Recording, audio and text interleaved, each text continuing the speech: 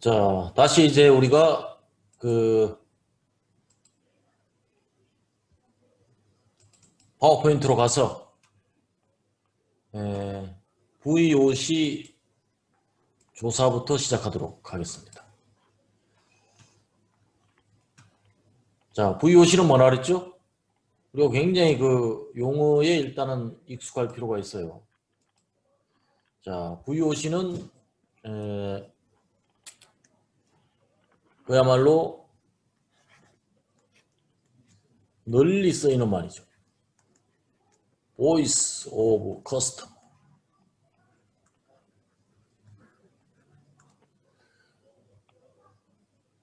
고객의 소리라는 M이 R로 끝나는데 요거는 탈락. 자,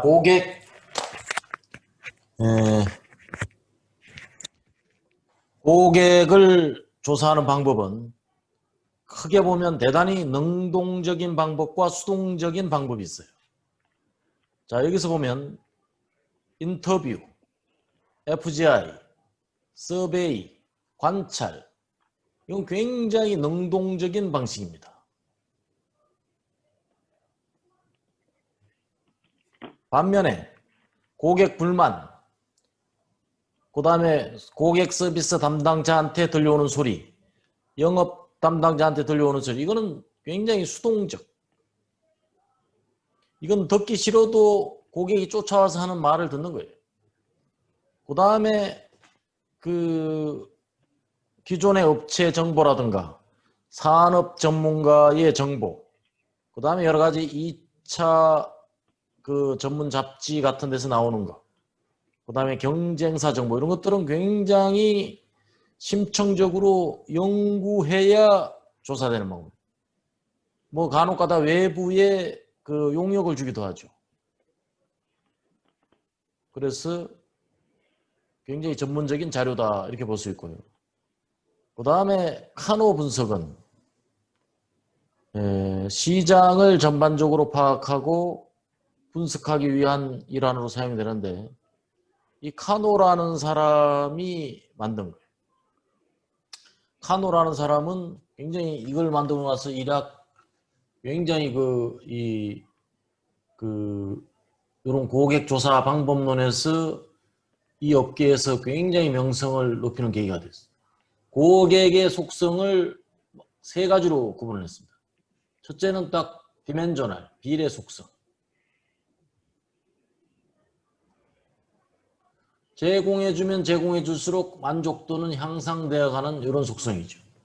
그 다음에 또 하나는 제공해주지 않아도 별로 불만 없어요. 그러나 제공해주면 급속도로 만족도가 상승하는 이쪽이 많죠.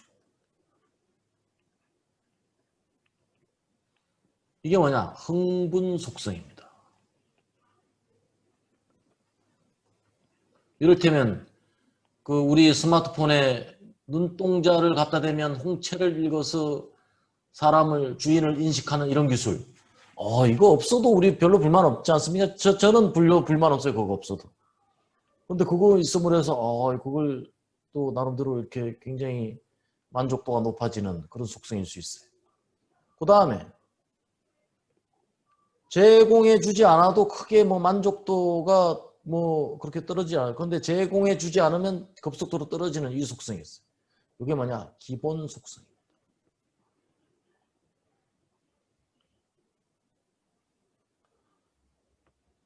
스마트폰을 사는데 배터리가 폭발을 안 해요. 폭발을 안 한다고 막 기뻐하지 않잖아요. 그 대신 배터리가 폭발하면 이건 난리 나는 거죠. 이런 속성이 기본 속성. 이건 그래서 갤럭시 노트 7. 이것은 아주 삼성을 재앙적 상황까지 갈 뻔한 그런 거죠. 그래서 이런 그 속성을 고려해서 제품 개발할 때나 또 경쟁사 제품을 연구할 때 그 세 가지 속성을 구분해서 우리 회사 개발 제품이나 또 차기 모델에 대한 그 컨셉을 확립하는데 중요한 도구로 활용이 됩니다. 그 다음에 여기서 이제 기본 고객 조사 방법 중에 가장 기초가 되는 인터뷰.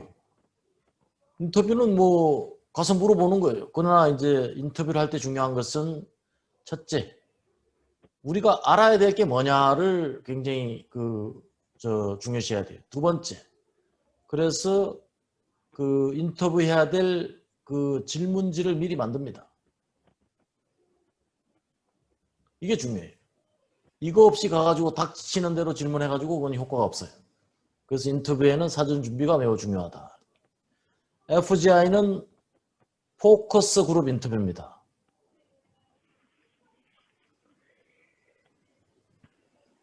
포커스 그룹 인터뷰.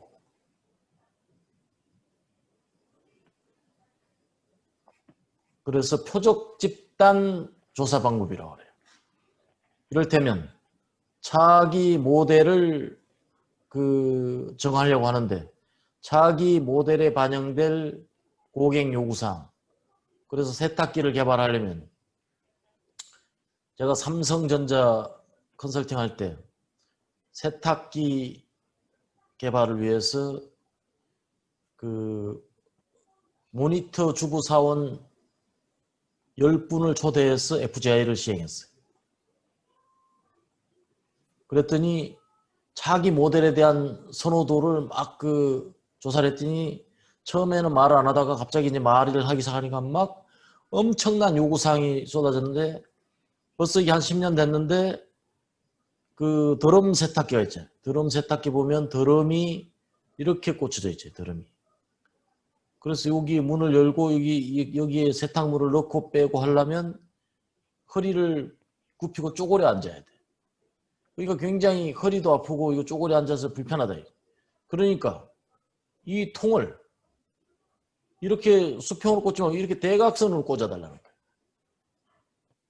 그럼 여기서 그냥 서서 이렇게 딱 넣고 서서 이렇게 살짝 허리만 굽히면 이렇게 여기서 출납이 가능하지 않냐. 이런 디자인을 고객이 하는. 그래서 얼마 전에 그 마트에 갔더니 이런 모델이 이제야 10년 후에 출시가 됐어요. 그때는 기술적으로 이걸 비스듬히 꽂으면 여러 가지 물의 순환이나 또는 전체의 이게 회전체이기 때문에 밸런스 이런 것들이 충족되지 않아서 초기에는 기술로 구현하지 못했는데 최근에 그 기술로 구현된 걸 봤어요. 그렇듯이 이 FGI는 그 고객의 그런 요구사항을 들음으로써 실제 설계에 엄청난 컨셉이 생길 수 있는 그런 중요한 도구 중에 하나가 되겠습니다. 그 다음에 서베이. 이건 설문조사가 가장 바탕이 되는 거죠. 설문조사. 뭐 5점 척도, 그 다음에 7점 척도 등이 활용이 돼서 우리 제품 전반에 관한 것을 조사하게 됩니다. 관찰은 주로 미스테리 쇼핑이 여기에 많이 등장해요. 미스테리 쇼핑은 본사 직원이나 또는 우리가 특별히 고용된 사람들을 가지고 매장이나 백화점에 소위 말해서 접점에 근무하는 사람들, MOT라 그러죠. 즉 바로 고객을 창구에서 상대하는 사람, moment of truth, 진실의 순간이라고 합니다. 진실의 순간. 여기에 근무하는 사람들의 고객 응대에 관련된 여러 가지 태도를 조사하기 위한 방법 또는 만족도를 조사하기 위한 방법 등으로 활용이 되는 방식입니다. 자, 이와 같이 다양한 고객 조사 방법론이 있어요. 그 중에서 설문조사. 설문조사는 굉장히 전문적입니다. 일반 사람이 하기가 굉장히 어려워요. 거기에는 설문 항목의 디자인. 이 굉장히 기술이 필요하거든요. 설문 항목 하나를 구성하는 데 있어서. 그래서 또 개별 문항을 만들고 중복 문항을 없애고 문항 배열, 설문 구성, 그 다음에 예비 조사, 그 다음에 샘플링, 이런 단계별로 굉장히 어려워요.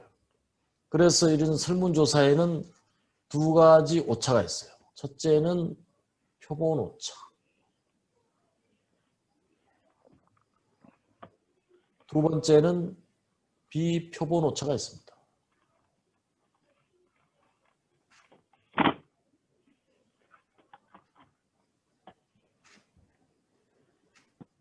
비표본 오차, 표본 오차. 이 글씨가 이게 지금 패드로 쓰는 건데도 이게 그렇게 썩 명쾌하게 나오지가 않습니다. 제가 원래 글씨를 이렇게 못 쓰진 않는데 써놓고 보니까 이 초딩이 쓴 것도 아니고 참 한심하긴 한데 어쩔 수가 없어요. 어쨌든 자 여기서 표본 오차라 하면 샘플링의 개수 몇 사람한테 조사하느냐 이 n에만 국한하는 오차를 우리가 표본 오차라는. 그 다음에 비표본 오차는 설문 항목을 디자인하는 과정, 개별 문항을 디자인하는 과정, 문항 배열, 이 각각의 단계에서 발생하는 표본 외적인 모든 오차를 갖다가 우리가 비표본 오차라 합니다. 근데 통계에서는 이 비표본 오차를 가늠할 수가 없어요. 그래서 이 비표본 오차는 없다. 비표본 없다라고 가정하고 그 통계적 이 결과를 도출하는 것입니다. 그래서 이런 비표본 오차들은 실제 수행하는 과정에서 매우 전문적인 영역임으로 해서 전문가의 도움을 받아야 되는 상황이 많습니다. 그 다음에 인터뷰. 인터뷰는 이와 같이 초기 기획을 아주 밀도 있게 해야 돼요. 그래서 조사의 목적을 명확히 하고 핵심은 질문 내용을 디자인하는 거예요. 그래서 인터뷰한 뒤에도 결과를 이렇게 체계적으로 정리를 해갈 필요가 있어요. 어쨌든 뭐 인터뷰는 우리가 방송 같은 데서 보면 뭐 항상 그 리포터가 가서 이렇게 고객 인터뷰하는 걸 우리가 많이 봐죠. 그게 인터뷰예요. 그 다음에 이제 FGI. 아까 우리 세탁기 개발할 때 예를 들었는데 제일 첫 번째는 과제의 목적에 맞는 문제의 정의입니다. 문제가 명확하게 정의가 돼야 그 FGI를 하는 방향성이 명확해집니다. 그 다음 정성적 조사의 목적을 구체화할 필요가 있어요. 그래야 이 사람들이 논의해야 될 카테고리가 명확해집니다. 그 다음에 FGI에 의해 얻고자 하는 목적과 질문, 아까 인터뷰하고 거의 유사하다고 보면 되겠습니다. 그 다음에 필요에 따라서 검토를 거친 질문지를 병행하는 방법도 우리가 고려를 해볼 만합니다. 그 다음에 두 가지 방법이 있어요. 하나는 우리 진행자가 개입하지 않는 방법과 하나는 우리 진행자가 개입을 하는 두 가지 방법이 있어요. 뭐 되도록이면 진행자가 있는 경우에 굉장히 진행이 매끄럽고 시간도 단축되는 그런 의미가 있지만 또 자유분방하게 어떤 의견이라도 개진한다는 측면에서는 어찌 보면 진행자가 없는 상태가 더 효과적일 수도 있습니다. 그 다음에 이제 FGI를 실행을 하고 그 다음에 이 실행한 결과를 검토하고 자료를 분석하게 됩니다. 그 다음에 최종적으로 결과를 정리하고 향후 조사 계획을 수립을 하게 되겠습니다. FGI는 굉장히 유용한 방법이고 또 여러 가지 심층적으로 어떤 사안에 대해서 의사결정할 필요가 있을 때 주로 활용되는 방법이라고 하겠습니다. 그 다음에 이제 현수준 파악. 우리는 지금 뭘 했어요? 측정 단계에서 첫 번째 Y의 정의를 한 거예요. Y의 정의를 하기 위해서 고객을 정의하고 고객을 조사하고 그 다음에 Y를 결정한 거예요. 물론 요 사이에 운영적 정의를 했죠. 그 다음에 이제 결정된 이 Y에 대한 현 수준을 파악하는 것입니다. 현 수준의 파악 주체는 Y다. 이렇게 보면 되겠어. 자, Y를 확인한다는 의미는 그 현재 프로세스 데이터를 근거로 Y의 측정 시스템을 확인하는 게 먼저입니다. 그 다음에 현 수준을 파악하게 돼요. 그래서 측정 시스템 검증이 선행돼야 된다 이런 얘기예요. 그 다음에 현 수준을 파악해서 구체적으로 목표를 재확인하게 됩니다. 이 당시 주의로 우리가 해야 될 활동은 첫째, 측정 시스템 분석. 두 번째는 Y에 대한 데이터 수집. 그 다음에 세 번째는 현 수준 파악 및 개선 목표 확정입니다. 자, 여기서 우리가 한 가지 좀 짚고 넘어가야 될 것이 개선 목표는 우리 프로젝트 기술서에 보면 1번 비즈니스 케이스, 2번 문제 기술, 3번 골 스테이트먼트 목표가 있었죠. 이 그 골 스테이트먼트가 있었어요.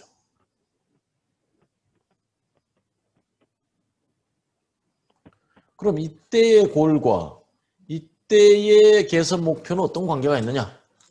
이때의 골이 이게 비고와입니다.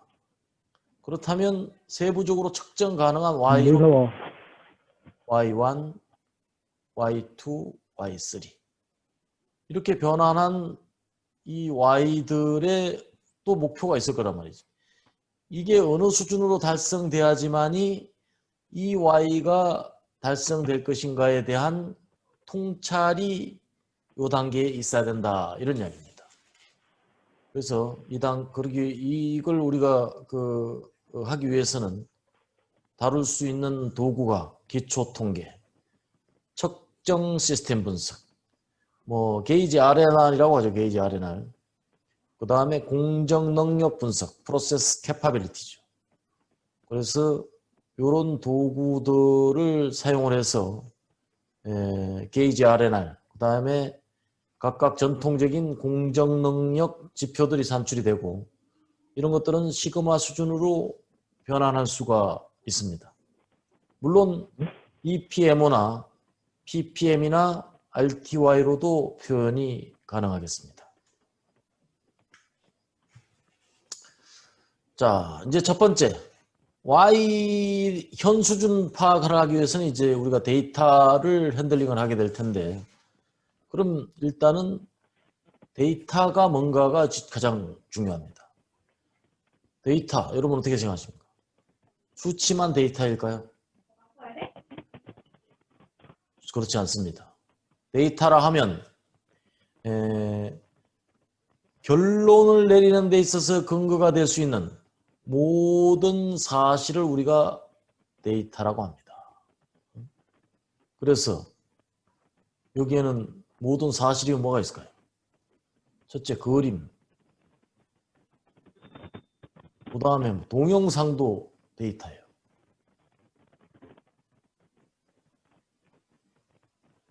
그 다음엔 텍스트. 그 다음에 사람의 어떤 표정. 이게 다 데이터입니다. 그래서 요새는 그 빅데이터란 말이 생겨났죠.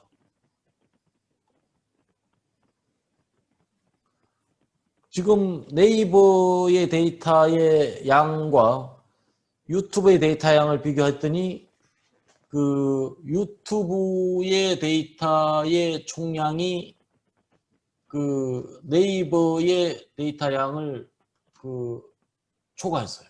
왜 그럴까요? 네이버의 데이터는 뭐 그림도 있고 텍스트도 있고 물론 동영상도 있지만 유튜브는 다 동영상이에요. 동영상이 데이터의 용량을 많이 잡아먹습니다. 그래서 유튜브의 데이터 총량이 네이버를 능가하게 된 이유죠.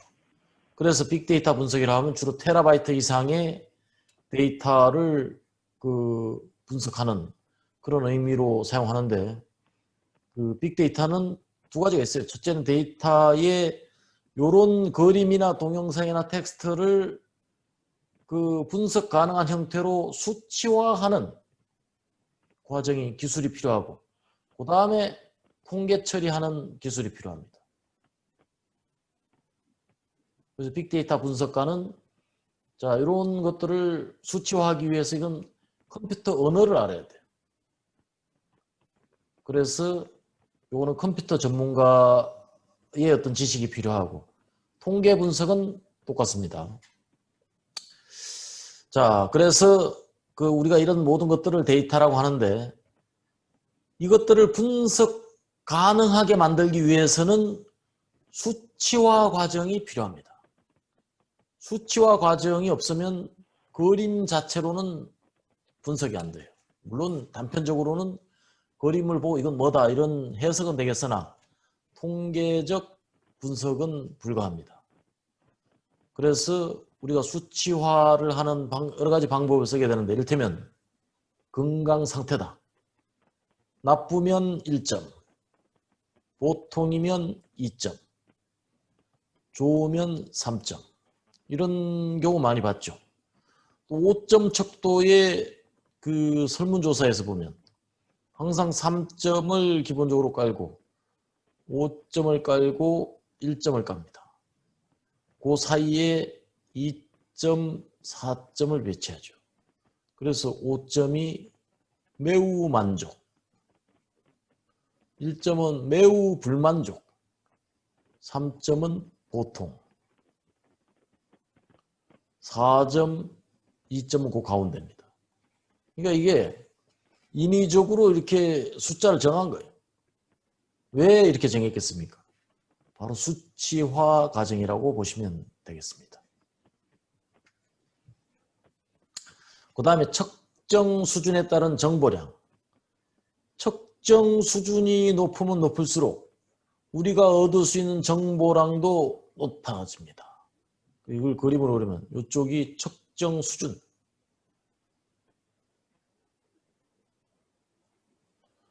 자, 이쪽이 정보량 이렇게 표현한다면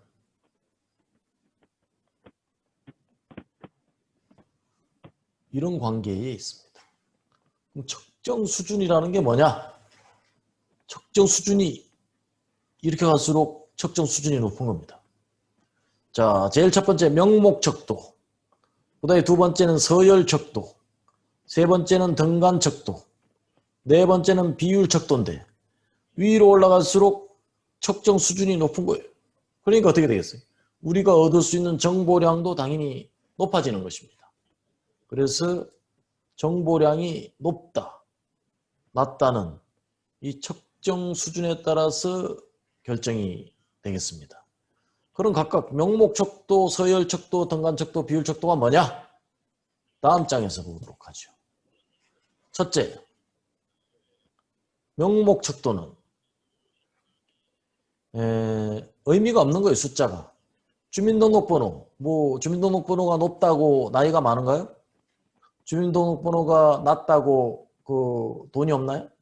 그런 거하고 상관없죠. 그 다음에 선수의 등번호. 손흥민은 7번, 메시는 10번, 호날두는 7번 이렇게 되는 거예요. 그러나 뭐 약간 전혀 의미가 없는 건 아니지만 그렇다고 해서 여기에 절대적인 의미를 부여하기는 어렵죠. 그 다음에 남자는 1번, 여자는 2번 이렇게 바꾸는 것도 있고 주거지가 서울이면 1번 뭐 이런 식으로 결정하는 것도 있죠. 이런 건 사실은 숫자의 크고 작음이 그다지 의미가 없어요. 그 다음에 두 번째는 서열 척도입니다. 품질 순위, 석차, 선호도 이런 게 가장 대표적인 그 서열 척도가 되겠습니다. 그 다음에 세 번째는 구간 척도가 되겠는데요. 이거는 다른 말로 등간 척도라고도 합니다.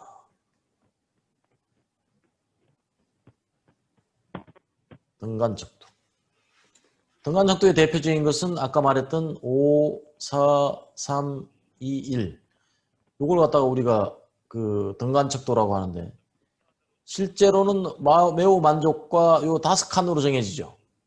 그 간격이 일정하다고 볼 수 없어요. 고객이 그 만족과 매우 만족 사이의 1점 차이다. 이건 뭐 조사자가 정해놓은 거지. 그게 참 응답하는 사람이 딱 1점이라는 그 차이는 사람마다 그 개념화하기가 굉장히 어려운 거예요. 그래서 그러나 통계 해석상에서는 이걸 등간격으로 봅니다. 그래서 등간척도 또는 구간척도라고도 합니다. 그 다음에 네 번째는 이제 비율척도인데요. 비율척도는 이를테면 길이나 무게, 끝없는 중간점이 정해지는 거예요. 100cm다. 여기 100cm. 반은 얼마입니까? 50이다. 반의 반은, 또 그 반은 얼마예요? 25다. 또 반은 12.5다. 또 반은 6점 얼마다. 필요가 없어서 쪼개지 않을 뿐이지 끝없이 이와 같이 쪼개질 수 있는 것이 바로 비율척도가 되겠습니다. 그 다음에 이제 우리가 이제 통계의 지금 그 숲에 그 오르기 위해서 지금 그 산 바로 밑에 지금 와 있는 그런 상황이 되겠습니다. 바로 밑에 와 있는데 우리가 모집단이라는 것과 표본을 이해해 볼 필요가 있어요. 모집단은 관심 대상 전체가 모집단입니다. 표본은 우리가 이 관심 대상을 판단하기 위해서 뽑은 샘플을 우리가 표본이라고 합니다. 표본, 이 샘플링이 가장 매일같이 일어나는 곳이 어디겠어요? 여러분 가정에서 예를 들어볼까요? 주방. 주방에서 어떤 샘플링이 이루어질까요? 맨날 우리 그 집에 가면 아침 저녁 어머니가 뭐 된장국을 끓인다 이거지. 된장국. 된장국 칸 냄비가 이게 모집단이에요. 근데 그 중에서 맛을 볼 때 딱 한 숟가락을 딱 뜬다 이거지. 한 숟가락이 표본이에요. 한 숟가락 표본을 딱 맛본 다음에 우리가 결정을 내려요. 모집단이 짜다. 싱겁다. 딱이다. 요 세 가지 의사결정을 내리지 않습니까? 이게 표본을 가지고 모집단의 조치를 내리는 거예요. 이 한 숟가락을 딱 떠가지고 이 한 숟가락을 통해서 이 한 숟가락의 맛은 곧 이 모집단의 맛이라고 해석하는 것입니다. 이것이 통계예요. 그래서 표본의 값을 우리가 통계량이라고 하고 모집단의 값을 모수라고 합니다. 그래서 통계라는 것은 항상 표본을 통해서 모집단을 본다. 이런 목적으로 활용이 되는 거예요. 표본을 통해서 표본만을 보기 위한 그 샘플링은 없어요. 항상 모집단을 보기 위함입니다. 자, 그럼 통계량에 대해서 통계량이라고 하면 표본에 대한 그 이야기라는 걸 우리가 저짝에서 공부했죠. 위치를 나타내는 것은 대표값을 말하는 거예요. 표본의 대표값. 대표값은 항상 뭐가 되느냐? 평균이 됩니다. 평균이 돼요. 그래서 평균은 산술 평균이 일반적이죠. 민값. 민값은 어떻게 돼요? 전체 값을 더해서 표본수로 나누는 것. 그렇죠. 이게 그 평균이에요. 그런데 위치를 나타내는 통계량은 이런 산술 평균만 있는 것이 아닙니다. 이런 평균값은 우리가 모든 값을 반영하며 쉽게 계산할 수 있고 수학적 특성을 가짐으로 해서 여러 가지 확장되는 계산에 유용하게 사용될 수 있어요. 그러나 이 민값은 극단적인 하나의 값에 좌지우지됩니다. 어떤 동네에 그 평균 소득을 조사하는데 전부 다 2천만 원, 2천만 원, 2천만 원, 2천만 원인데 어떤 사람 한 사람이 100억을 번다. 그러면 이 평균 소득이 어떻게 되겠어요? 확 높아지겠죠. 여기 갑자기 언덕 위에 이건희 씨가 산다. 그러면 이렇게 되는 거예요. 이게 바로 요역의 단점이다.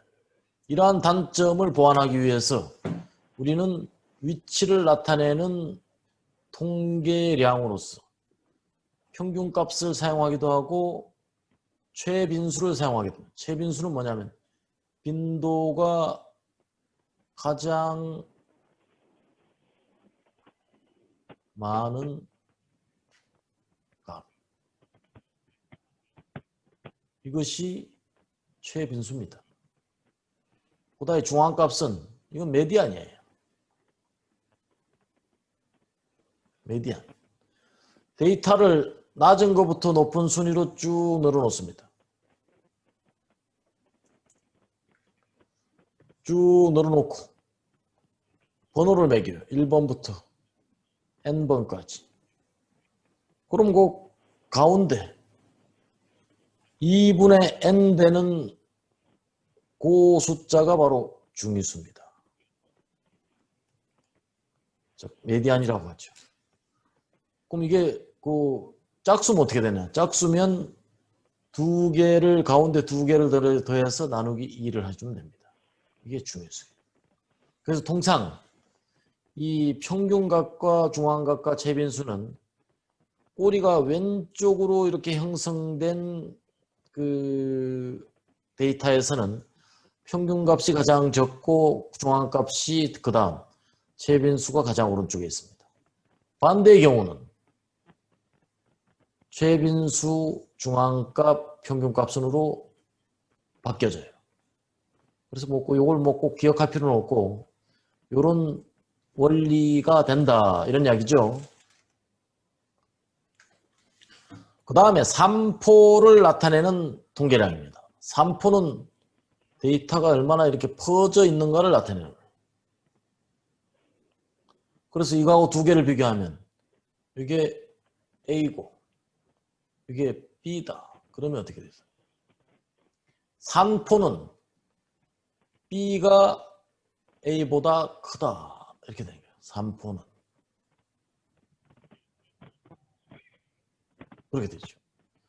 그래서 이런 3포는 데이터가 이렇게 퍼져 있는 정도를 나타내는 거예요. 이렇게 퍼져 있는 상태를 나타내는 척도가 첫째, 가장 많이 쓰이는 분산이 있습니다. 분산. 분산은 그 개별 데이터에서 평균을 뺀 값을 제곱해주고 그걸 갖다가 n으로 나눠준 것입니다. 표본의 경우는 n-1을 해줍니다. n-1을 해주는 원리는 뭐예요? 자, 여기서 평균이 170인데 어떤 한 사람을 조사하니까 175가 나왔어요.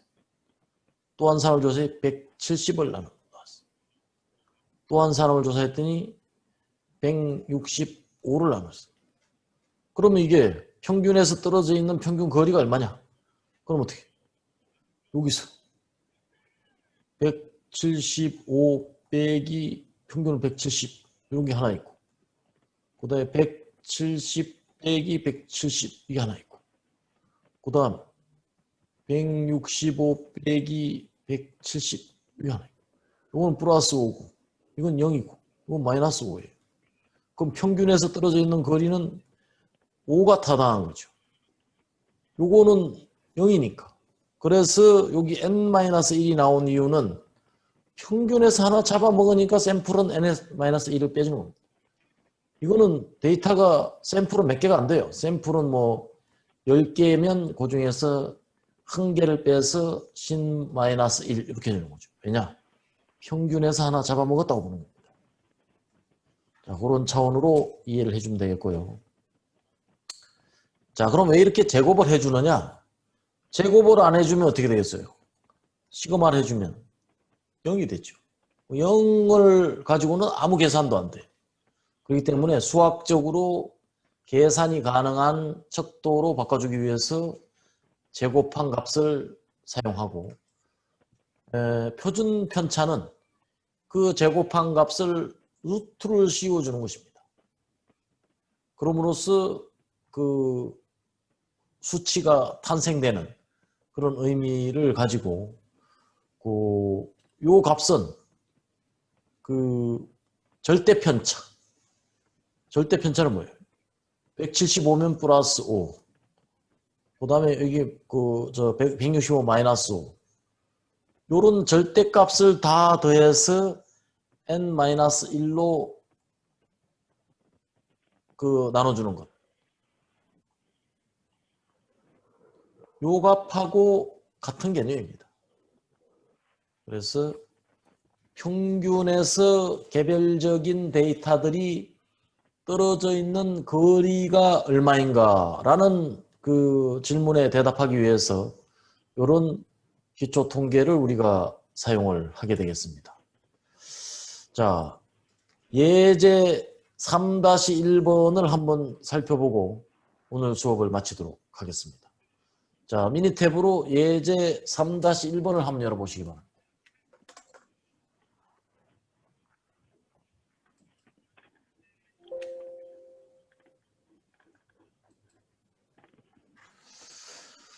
자, 예제 3-1. 자, 예제 3-1을 열겠습니다. 파일, 열기.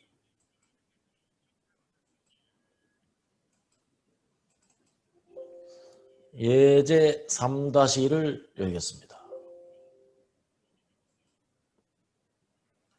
자, 여기서 여러 가지 데이터가 나와 있는데 이 중에서 C6번에 있는 하이트를 한번 통계 처리를 한번 해보도록 하겠습니다. 우리가 지금 확인하고자 하는 것은 기술 통계입니다. 기술 통계는 테크니컬 스태티스틱스가 아니고 디스크립티브, 즉 기술이라는 그 테크니컬이 아니고 그냥 보여지는 디스크립티브 스태티스틱스가 되겠습니다. 자, 통계 분석, 기초 통계로 가서 그래픽 요약을 클릭하겠습니다. 자, 여기서 조금 기다리겠습니다. 자, 여기까지 준비가 됐으면 자, 마지막으로 우리 채팅창에 7번을 입력을 해주시기 바라겠습니다.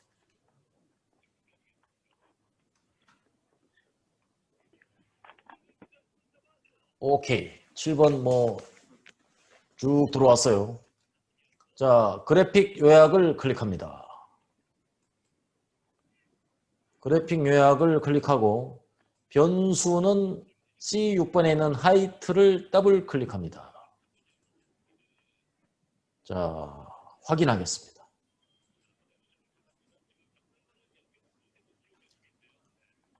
자, 하이트에 대한 요약서를 더블 클릭합니다.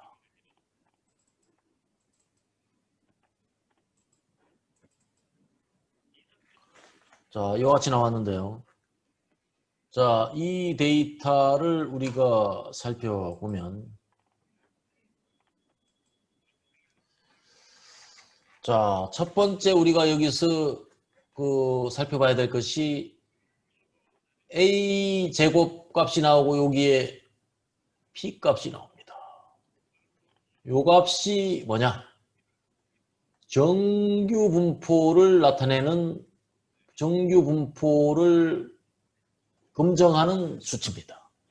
요 P가 0.05보다 작다면 이건 비정규 분포예요.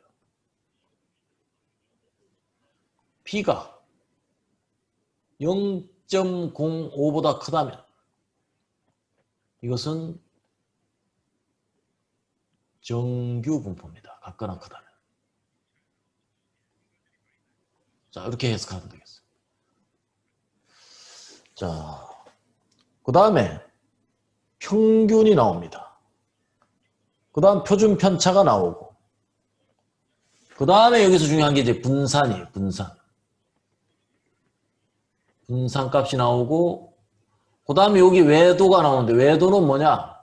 데이터가 이렇게 우측으로 기울어졌느냐 좌측으로 기울어졌냐를 나타내는 척도입니다. 첨도는 데이터가 이렇게 위에 평평하냐 아니면 이렇게 뾰족하냐를 나타내는 척도가 되겠습니다. 시료 숫자는 92, 최소값은 61, 데이터에서 가장 낮은 값, 요 값이 최소값이 되겠습니다.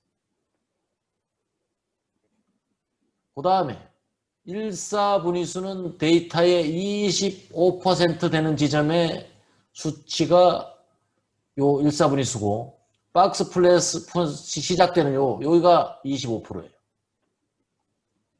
그 다음에 3, 4분위수는 데이터의 75% 지점입니다. 그 다음에 그 가운데 하나 줄이 그 있죠. 요게 중위수예요. 여기서 보면 메디안이 되겠습니다. 69. 그 다음에 요 값이 최대값이 되겠습니다.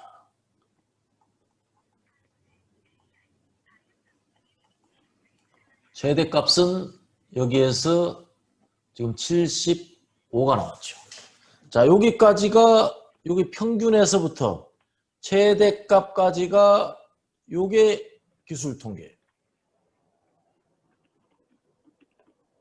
Descriptive Statistics. 그 다음에 95% 신뢰 기간이 시작되는 요 지점은 뭐냐?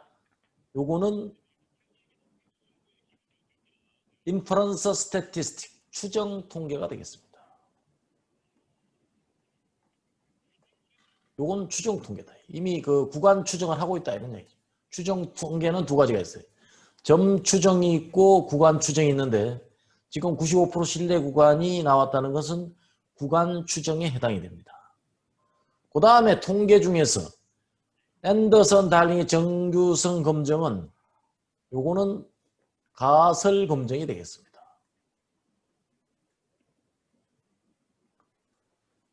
가설 검정. 그래서 물론 가설 검정은 이외에도 대단히 많고 추정도 이외에 대단히 많지만 기술 통계의 그 일부 가설 검정과 추정 통계가 일부 섞여 있다는 걸 제가 지금 말씀드리는 거고 여기서 순수한 기술 통계는 평균으로부터 최대값까지가 순수한 기술 통계라고 할 수가 있겠습니다.